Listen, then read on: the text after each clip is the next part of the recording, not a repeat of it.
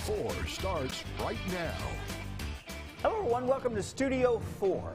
Today is Fat Tuesday. It's a big one. We are celebrating. You have worn your purple. Yes, I did. I did wear my purple. Today, of course, the last day to celebrate Carnival and the Mardi Gras spirit, also known as Shrove Tuesday. A lot of people celebrate it as Shrove Tuesday. They eat a lot of breakfast foods and pancakes today, you know. Delish. Fat Tuesday is one final day to party before the seriousness and repentance of Lent, which starts with Ash Wednesday, which is tomorrow.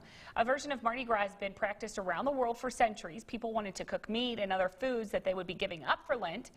In the U.S., though, New Orleans, of course, the place to be on Fat Tuesday. We're going to check in with that city in just a little bit. But even though New Orleans is the big spot, Alabama, Mobile, Alabama, was actually the first home to Mardi Gras in the States, and that took place in 1703.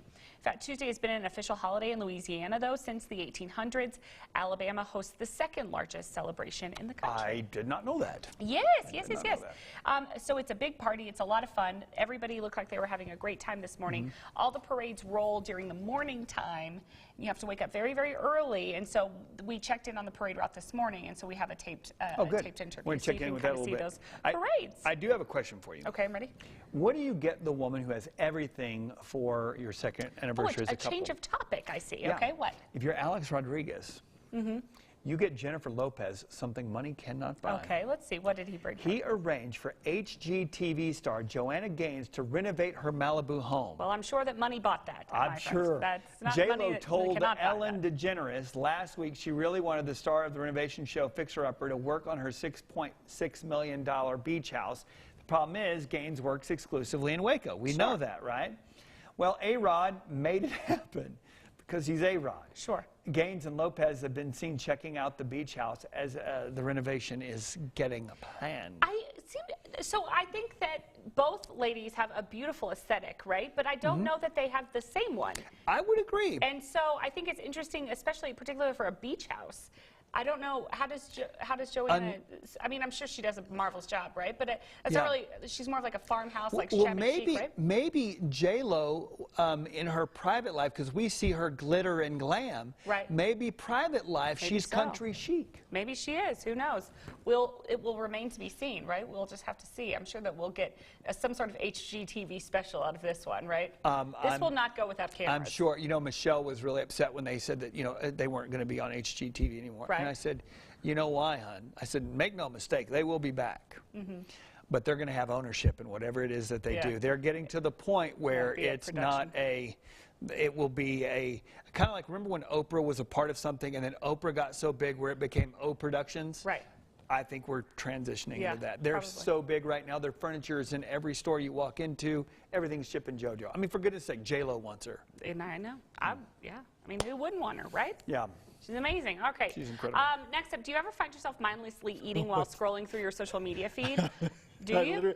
I literally the other night had almond like crackers in hummus, just going to town. Eating on your while you were looking at it, really? Yeah. Just. Oh. You don't even have to. I don't do that. When I'm on social media, I am doing it as an exercise of mindlessness, like. But not in conjunction with anything else, really. I just do it. But you're not alone, AJ. Good. According to a new study in the American Academy of Pediatrics, children are doing it as well. 176 children were involved in a study where they were divided into 3 groups, shown different images and videos from social media bloggers. One group viewed people who were not eating. The second group viewed people who were eating healthy snacks, and the last group viewed people eating junk food. After viewing the videos and pictures, children had to choose between healthy and unhealthy snacks. The children who viewed the people eating junk food consumed 32% more calories than the other children, and that translates to an extra 90 calories a day. However, looking at influencers with healthy snacks, they did not affect their eating habits. So there you go. Influencers are influencing all we do. Well, there you go. Megan, I'm over it. You have a lot going on in your life. I know. I do? Yeah, you do. Just you're one of those people. You're always busy. You always got something going. So when you get to the weekend, do you think, you know what? I worked really hard this past week. I'm going to sleep in. I'm going to catch up on my sleep. I always do that. Do you not? Well, actually, I work a lot on the weekends, so. Well, I don't ever. If I have a day where I can catch up on my sleep, I always catch up on my sleep. But as it turns out, there's no such thing.